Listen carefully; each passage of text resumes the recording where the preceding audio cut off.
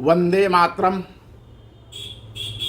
मैं आप सभी को 1942 की बलिया की जनक्रांति की कहानी सुना रहा हूँ। इस एपिसोड में 15 अगस्त 1942 की कहानी है। 15 अगस्त 1942 को बलिया में क्या हुआ था, यह बताने के लिए मैं आज सभी को उपस्थित हूँ। 15 अगस्त 1942 को रेलवे स्टेशन से पूरब बकुलहा रेलवे स्टेशन है, यहाँ तक कि रेल पटरियों को उखाड़ दिया गया था। सड़कों को जगह जगह पर काट कर खाइयाँ बना दी गई थी। पेड़ काटकर सड़कों को बंद कर दिया गया था। सहतवार थाना और रेवती पुलिस चौकी के सिपाहियों को डरा धमका करके भगा दिया गया था।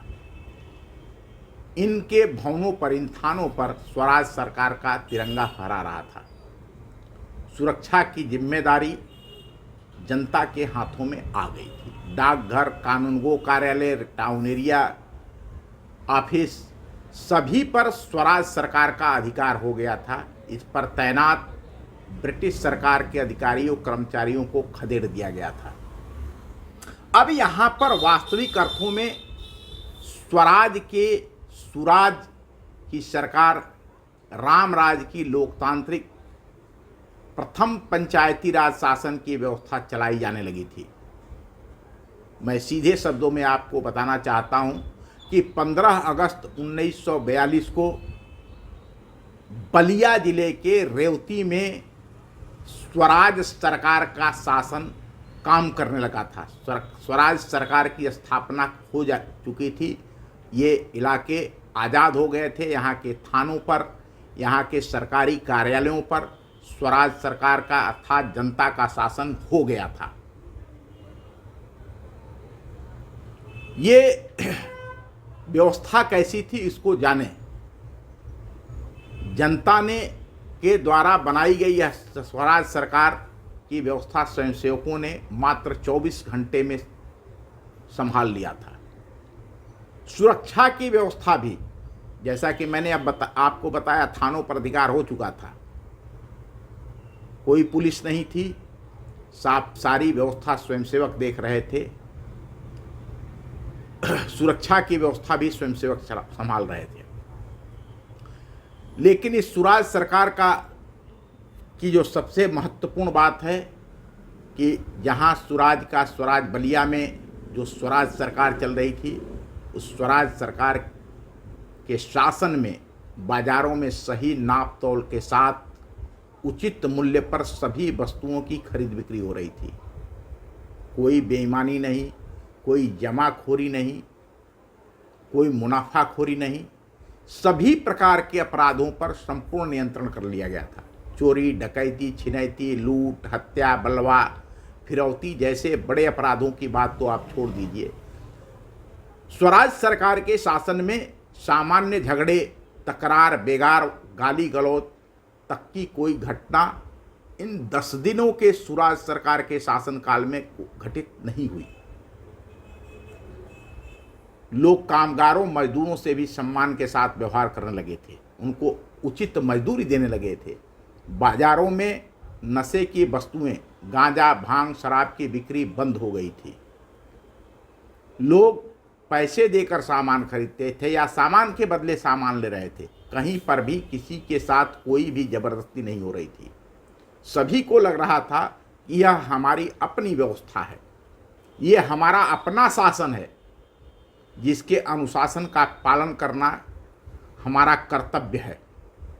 आज़ादी के बाद इस बात की आवश्यकता आज देश के प्रधानमंत्री पंचप्रण जो करा रहे हैं, वह वही व्यवस्था जो स्वराज रामराज जिसकी कल्पना की गई थी, उसी व्यवस्था की बात मैं कर रहा हूँ।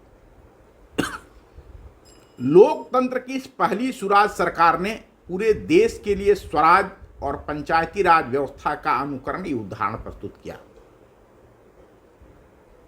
ये मैं केवल एक घटना की चर्चा इस वीडियो में करूँगा। एक महिला थी जो नर्तकी थी, वो अपने साजिंदों के साथ, चूँकि जैसा कि मैंने बताया कि छपरा और बलिया के बीच रेल संपर्क भंग हो गया था, तो वह माझी से पैदल अपने साजिंदों के साथ अपने जीवन भर की कमाई, रुपए पैसे गहने ले करके और पैदल ही बलिया की तरफ आ रही थी। बीच रास्ते में उसे डकैतों ने लूट लिया। जब वह महिला रेवती के स्वराज सरकार के स्वयंसेवकों के पास पहुंची तो सबसे पहले उस नर्तकी महिला और उसके साजिंदों को प्राइमरी स्कूल के बिल्डिंग में ठहराया गया। उनके भोजन के लिए उनको राशन दे दिया गया और 12 घंटे के अंदर उसके चोरी गए संपूर्ण माल असबाब को स्वराज सरकार के स्वयंसेवकों ने बरामद कर लिया। जिन लोगों ने उनके साथ छुनैती डकैती किया था, उन सारे लोगों ने सारा सामान उस महिला का वापस कर दिया और उन लोगों को उस महिला से ही पूछा गया कि इन्हें क्या दंड दिया जाए।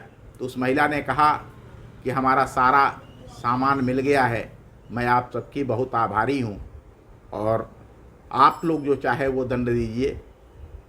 फिर महिला से पूछा गया तो उन्होंने कहा कि अगर इनका हृदय परिवर्तन हो गया या दूसरों के साथ चोरी डकैती नहीं करेंगे तो उनको छोड़ दिया जाए।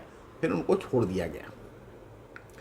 बैरिया थाने पर आज ही के दिन 14 अगस्त को मिल्की मठिया के सिद्ध संत स्वामी रघुपत दास जी महाराज के तेजस्वी शिष्य बाबा लक्ष्मण दास जी, श्री भूप नारायण सिंह, श्री सुदर्शन सिंह, डॉक्टर अयोध्या सिंह के नेतृत्व में 15 अगस्त को ही हजारों की भीड़ पहुंची।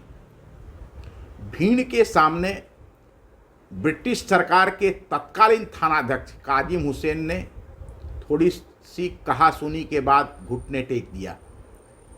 उसने अपने हाथों से यूनियन जैक उतार करके थाने पर तिरंगा फहराया और वादा किया कि हम 2 दिनों में थाने को खाली करके बलिया चले जाएंगे। यहाँ मैं एक बात आप सबको बताना चाहता हूँ, जो ब्रिटिश डॉक्यूमेंट्स में है उसमें उस थानाध्यक्ष ने इस घटना का वर्णन नहीं किया है। उसने यह लिखा है कि कुछ मुहाजिर जो इनकलाब जिंदाबाद और वंदे मातरम के नारे लगा रहे थे वो आए और थाने के गेट पर एक कांग्रेसी झंडा टांग करके चले गए। जबकि सच्चाई यह है कि उस समय बैरिया के थानाध्यक्ष काजिम हुसैन के पास फोर्स नहीं थी। पूरे थाने में काजिम हुसैन को लेकर के मात्र 4 सिपाही थे और हजारों की भीड़ से वो लड़ नहीं सकता था।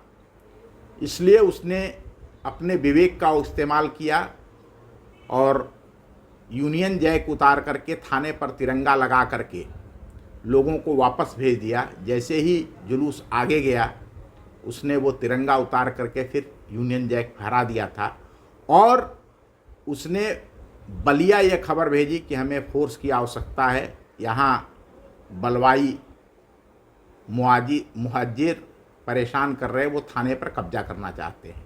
उसने बलिया यह रिपोर्ट कर दिया था।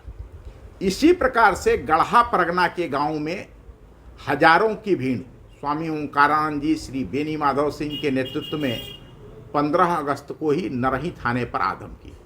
यहाँ पर तैनात ब्रिटिश सरकार के थानेदार कुंवर सुंदर सिंह, जो स्वयं को बहुत तेज तर्रार चालाक समझता था, इसने चाल चली। सबसे पहले तो जब यह जुलूस नरही थाने पर पहुंचा तो उसने बेदी माधव सिंह को गले से लगा करके उनके कान में कहा कि इस भीड़ को लेकर चले जाओ, नहीं तो मैं तुम्हारा खून पी जाऊंगा।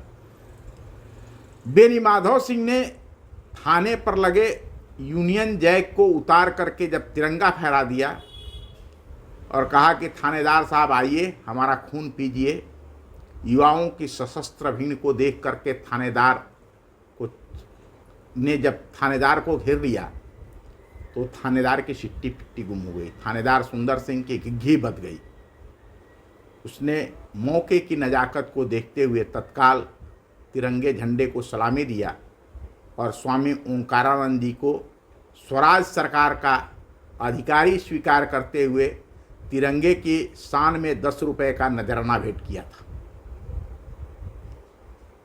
अर्थात बैरिया थाने पर भी 15 अगस्त को तिरंगा फहरा गया और नरही थाने पर भी, जैसा कि मैंने पहले उस रेवती थाने पर, रेवती पुलिस चौकी पर और सहतवार थाने पर भी तिरंगा फहरा रहा था।